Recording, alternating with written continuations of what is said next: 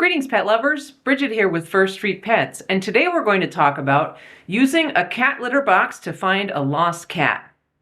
This is a very popular suggestion on the internet. Just go to any Facebook group or message board where someone says they have lost their cat, and inevitably you will see comments recommending that they put out a litter box. The logic behind this is usually stated as that a cat can smell the box from up to a mile away, and if they are lost, this will help them return home. So I'd like to examine the parts of this to see if it works, how it works, and if not, what could be more effective. So let's take a look at the logic behind this. Cats and dogs and other animals have an incredible sense of smell, way better than that of humans, and they live in a world that we can only imagine. So it's not unlogical that cats would be able to smell something from a great distance. But what I'd like to know is, how far can cats actually smell?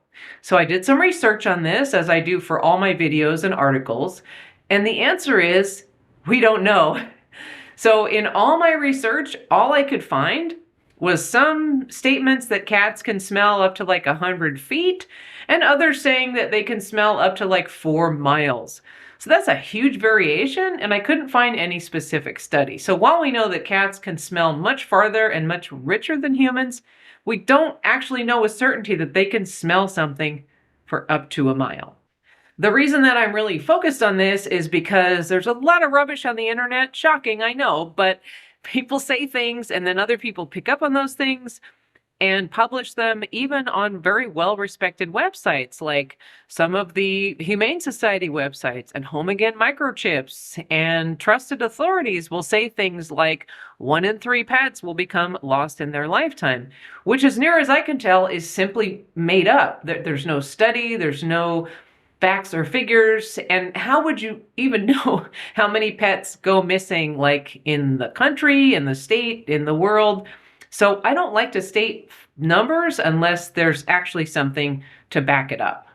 So another thing to examine with the lost cat litter box method is how many cats are actually lost, as we would think of like Hansel and Gretel, that they've wandered off somewhere and they need to find their way back. Now, while some are, I would say many, if not most, are actually very close to home. Now, in my work in shelters and volunteering in the community, I've dealt with hundreds, if not thousands of cases, and I've talked to other people who have done the same. So while I don't have exact figures, I do have a pretty good idea of what's going on in the community. Many, many times, cats are not really lost, but they are stuck, like in the house, under the house, in the garage, or they're very close to home. They're in the neighbor's house, or in the car, or in the neighbor's shed because they opened it up over the weekend. They could have been hit by a car and they're hiding in the bushes. They could be sick. This happens a lot with old cats. They don't feel good and they hide somewhere outside. They could also be eating food at someone else's house, which is pretty common in outdoor access cats or community cats, where they'll go from house to house and you may be calling them and trying to get them back, but they've decided to move in with somebody else. So it's not unheard of for things like that to happen. So you got to look at all the scenarios that most cats aren't actually lost. So this method would not help you, for example, get a cat back that was injured or ill or stuck in the neighbor's garage. So let's say the cat is lost in the terms that we would think of. And this can happen if they've accidentally been transported. Say they've jumped into a car or a van or a truck that was parked in front of your house, and that vehicle has driven away and they've gotten out of the vehicle somewhere else.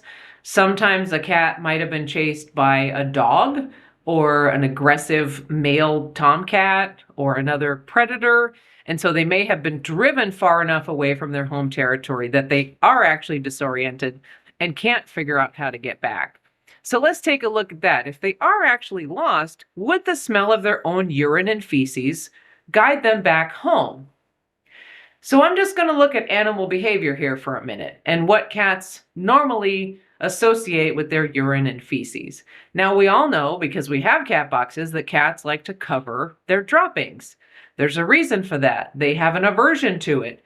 just like we do, but we have different reasons. We are probably disgusted by waste material because it has bacteria. It can make us sick. We shouldn't touch it. This is a primal disgust that we have for our waste material. For cats, it's even more than that. A mother cat will want to cover the feces because that can attract predators who could kill her kittens, who could kill her when she's in a vulnerable position. Other cats, male cats, when they spray, they are marking their territory so that less aggressive, more submissive male cats will stay away from that and avoid confrontations with those other cats. So you can see that urine and feces aren't something that they find comforting. It's something to fear. It's something to mark territory. It's something to be hidden. So I just don't see any logic in the fact that they would be attracted to that or want to move towards the smell of urine or feces. Now, something that is true that could be effective is something that smells good, like wet cat food. Like I've heard of people barbecuing food outside to attract a lost cat or dog for that matter. Kentucky Fried Chicken is the secret weapon of cat trappers. Take the skin off, but the meat has that really strong Kentucky Fried Chicken smell. Things that smell good for a cat that's hungry and is lost are way more likely to draw them back. However, still, they're going to have to be close enough to be able to smell it and to differentiate that the smell is coming from your house and not from any place else in the environment.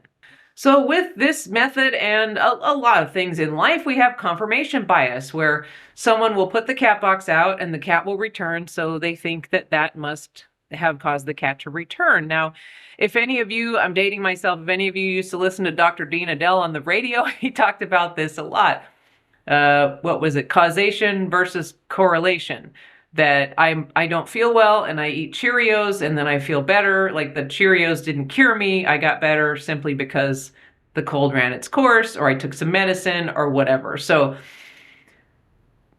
you may ask yourself, okay, but what's the harm in putting out the litter box? Like, is it really going to be a problem? Like if I think that works or there's some element of it that works, what is the harm? So there's two things. One is a possible and one is definitely a problem. So the possible problem is that the urine and feces could, as cats fear, attract predators. So I have seen on hidden cameras in cases of missing cats where the litter box was attracting foxes or coyotes or other animals to be attracted to and eat the waste material. I have seen cases where the litter box attracted tomcats and aggressive male cats to come and pee in the box or spray around the box. And that smell could actually scare your cat from coming back into his own territory because now some aggressive cats have moved in and sprayed all over the place and marked it as their territory. So these are a couple of possibilities.